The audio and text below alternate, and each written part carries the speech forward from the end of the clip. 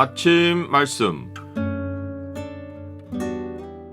오늘 본문 말씀은 사무엘상 8장 10절에서 22절입니다.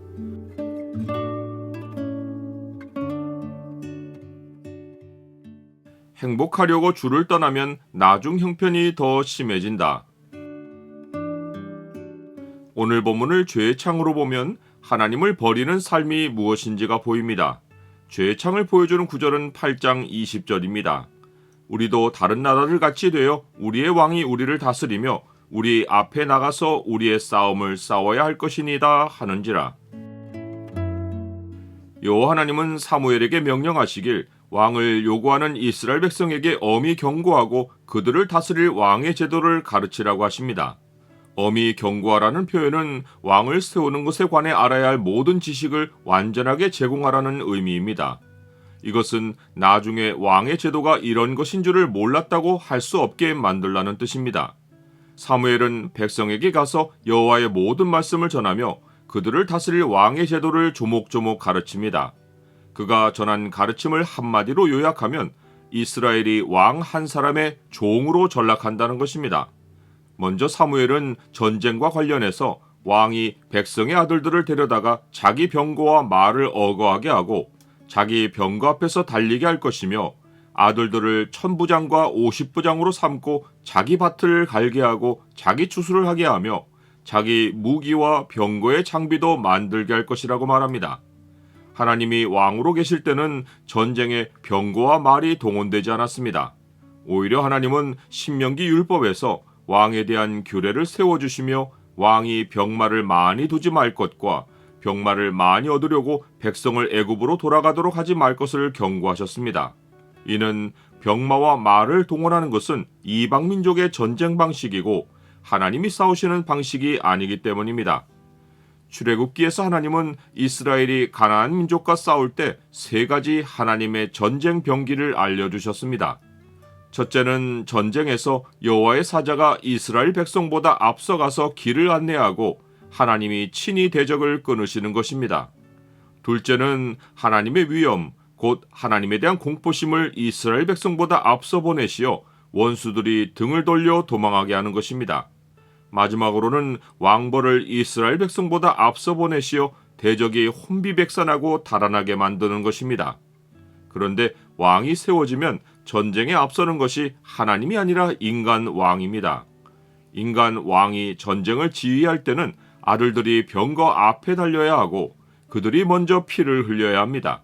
전쟁이 끝나고도 그들은 일상으로 돌아가지 못하고 군대의 조직에 묶여서 왕을 시중들어야 하고 왕의 무기와 장비를 만드는 일에 동원되어야 합니다. 딸들도 군대에 징집되어 부엌 일을 해야 합니다. 이것도 전쟁 상황에 국한되지 않고 왕에게 딸린 신하들의 음식을 만드는 일에까지 확대됩니다. 즉, 딸들도 전쟁만 아니라 일상의 삶에서도 음식을 만드는 일에 동원되고 식재료는 이스라엘 백성이 자기들의 밭과 포도원과 감람원에서 제일 좋은 것으로 갖다 바쳐야 합니다.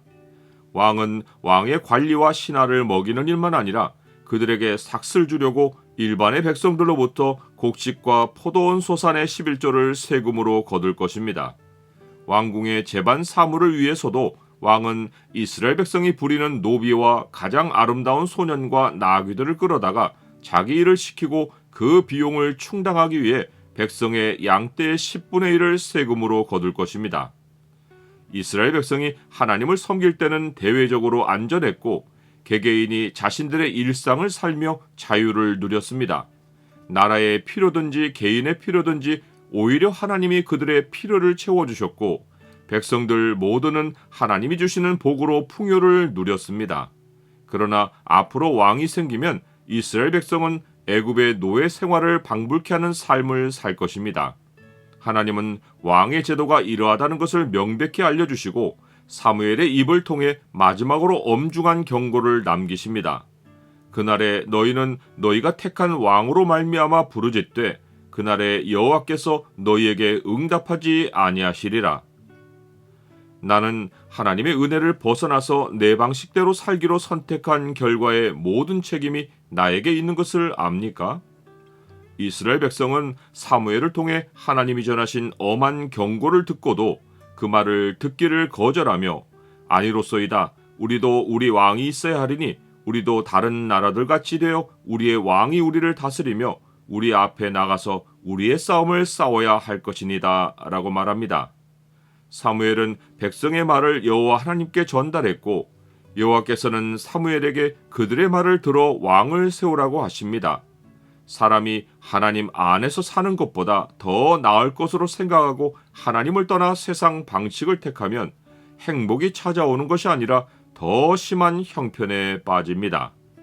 만일 그들이 우리 주 되신 구주 예수 그리스도를 알므로 세상의 더러움을 피한 후에 다시 그 중에 얽매이고 지면 그 나중 형편이 처음보다 더 심하리니 의의 도를 안 후에 받은 거룩한 명령을 저버리는 것보다 알지 못하는 것이 도리어 그들에게 나으니라.